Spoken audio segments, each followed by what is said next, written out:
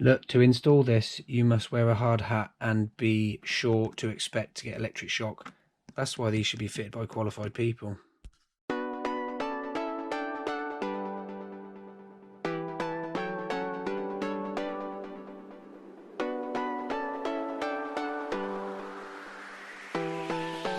Right, so I very rarely get to make videos like this, but I do quite enjoy them. So a lot of the fuse board changes that I do, I never get chance to actually get in depth and have a look at these, because obviously I'm on the job and I want to get the board fitted, get it tested and get home. So what I'm going to do is take these apart. This is a 6-way, which I'm going to use in a garage on a job, and this is a 14-way, which I'm going to use on a consumer unit, on the rewire that I've been doing. If you looked at my last videos, this is going to go in the rewire job. Okay, so I'm gonna have a look at some bits what I got, set you up on the tripod, and we'll get on with it. Right, so I've adjusted the camera to try and get rid of the flicker, but there's a tiny bit, so you'll have to bear with me. Okay, so here we have an 80 amp 30 milliamp RCD 6-way Fusebox consumer unit.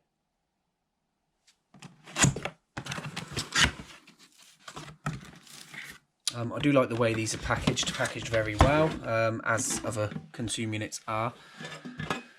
So on these you've got the little drop down lid, okay, and this one has some blanks in it. I'm not sure if that's something that's been added for me or if that's something comes with it.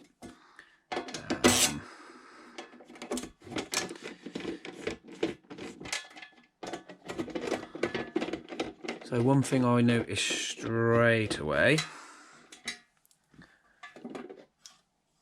is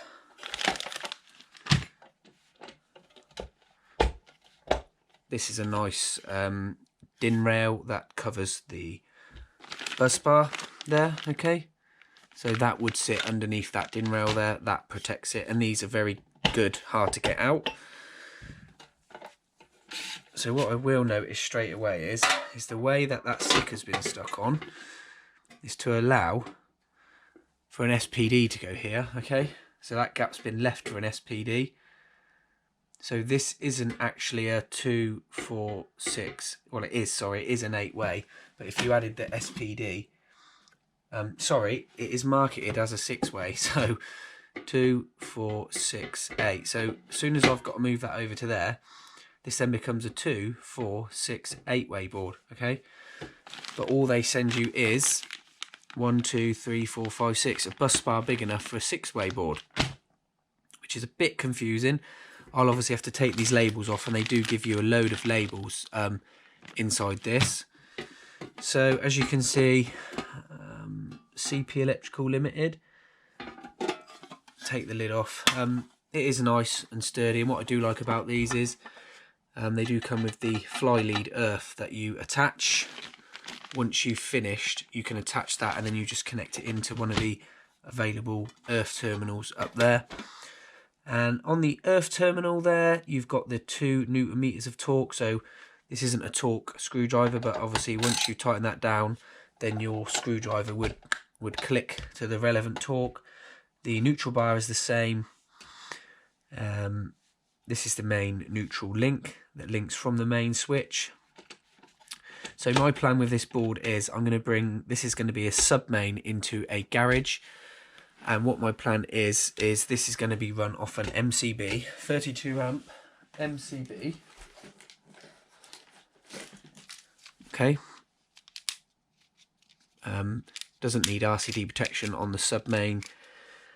Because it's going to be armoured, earth armoured, and it's feeding a sub main, it's not feeding a socket outlet, okay? And then inside this board we're going to have a 16 amp radial, which is literally going to do a few local sockets, and a 6 amp lighting circuit. So then I'm going to be left with all these spare ways, okay? So then what you then do is fit your blanks in like so. A lot of people say, oh, I don't like these ones because they could fall out. I've never had one of these fall out. I'll just show you.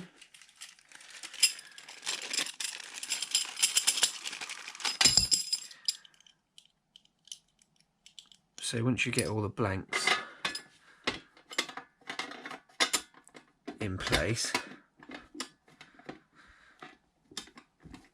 that one's a bit tighter than the others.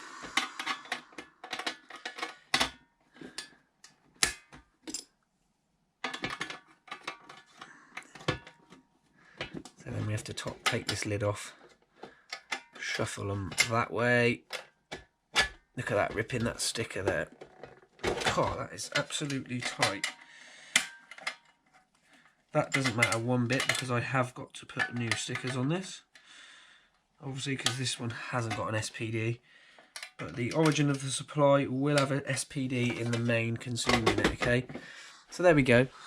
So somebody did say to me, they're quite a hazard because they'll fall out, but I don't see how that is ever going to fall out of there. I prefer these to plastic blanks. Obviously, with a lot of other manufacturers, you do just get plastic blanks with the boards, but I just prefer to fit these metal ones. It just looks neater and it just keeps the integrity of the board a little bit more. So as I said, I'd literally just be running a 2.5 rail off of these 16 amp MCB just to run some sockets, and this 6 amp MCB, which will be in 1mm lighting cable. It's literally doing 3 fluorescent lights and a floodlight on a garage. So I won't open this, but literally that would then screw into the bottom of the terminal.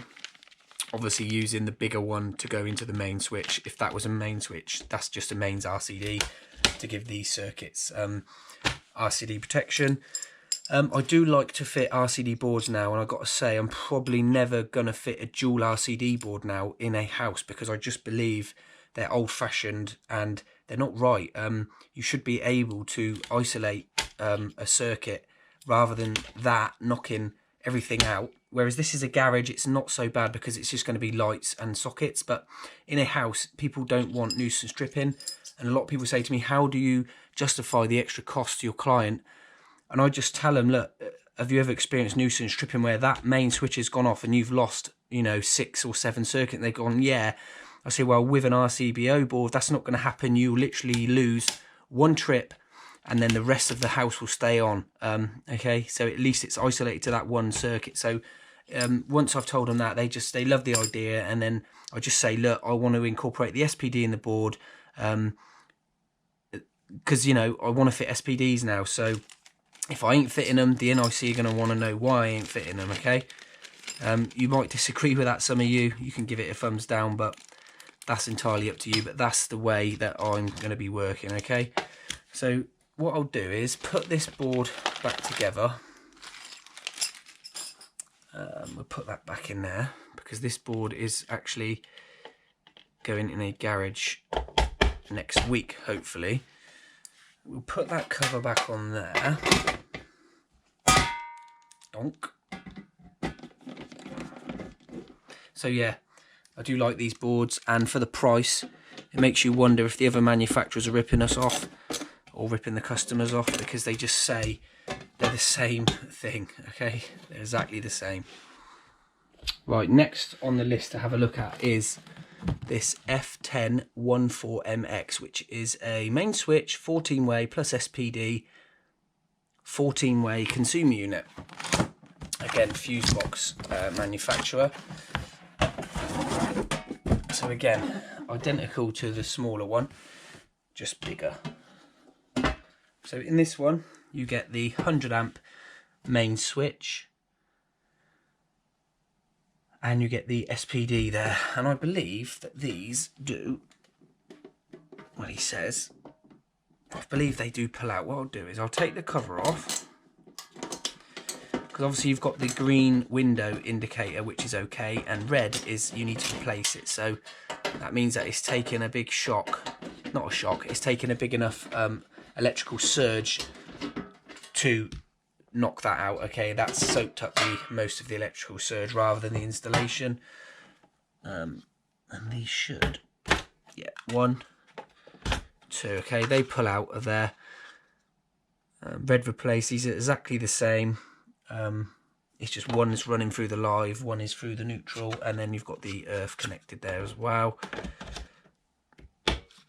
1, 2.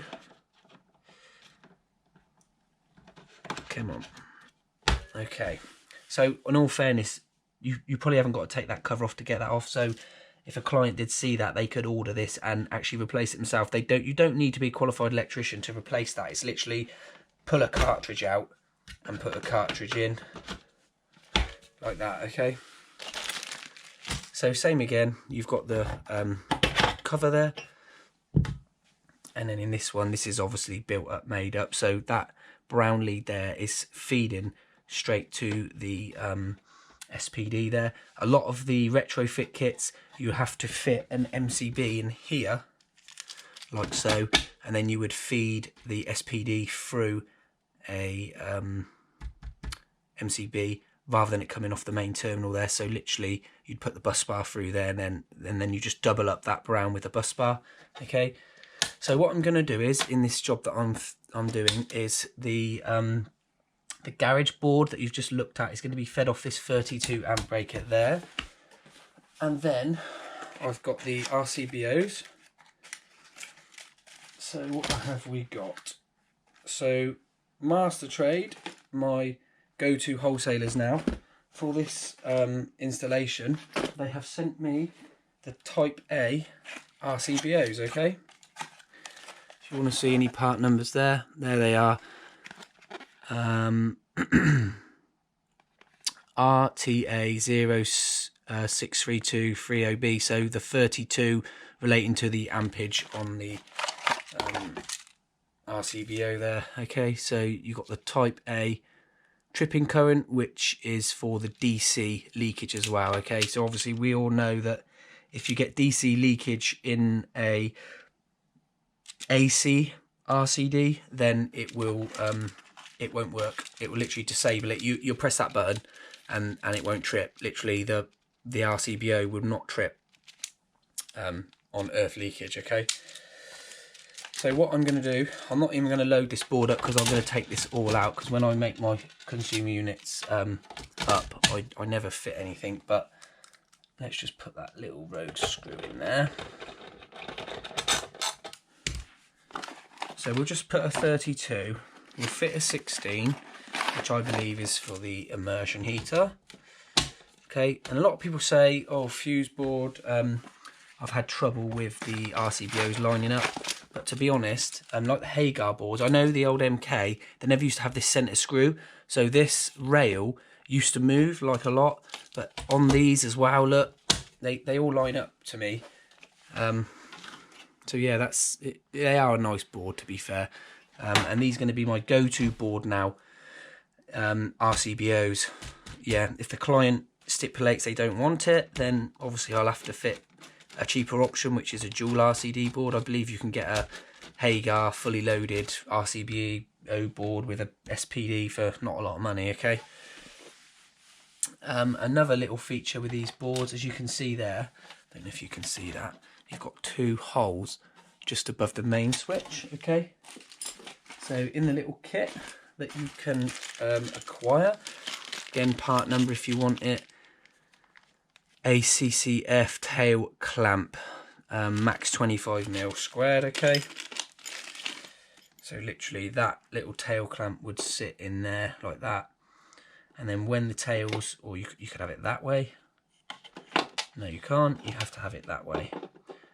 So you'd screw that in there, and then when the tails come into the main switch and you've made them off, you clamp this down onto the tails, and it would just give it that added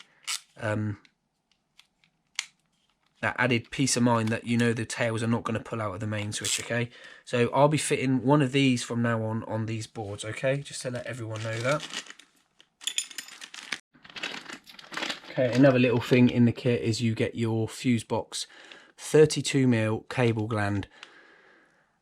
Cable range, it says 1 × 6, 7 plus 2 × 10. I don't know what that means, but just to let you know that the 25mm tails and the 16mm earth do fit in these. It looks like it doesn't, but they do fit in these.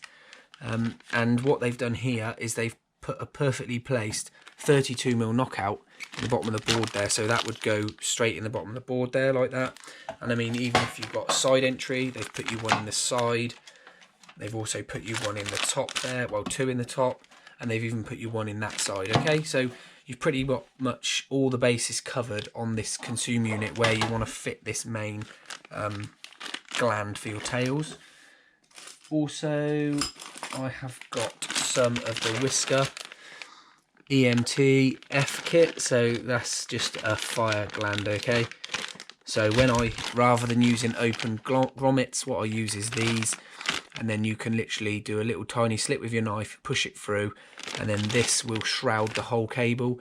And these are actually intrumescent, so if there ever was a fire, there isn't going to be in one of my boards, but if there ever was a fire, then the fire would come up here and it would mount that would expand and create a complete seal round this hole, okay? And likewise, if you knock one of these out, you fit your standard grommet strip, which I don't believe they give you in the Fusebox, which is just one little downside, but to be fair, it is a finished edge, but you should be fitting grommet strip.